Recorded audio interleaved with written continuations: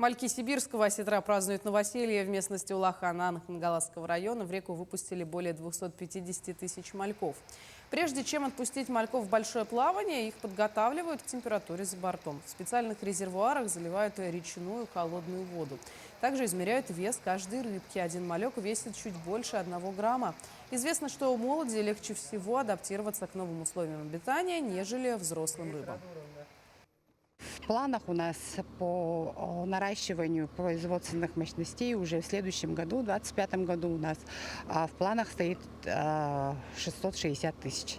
Получается, мы сейчас занимаемся в планах в будущем искусственным воспроизводством сиговых видов рыб.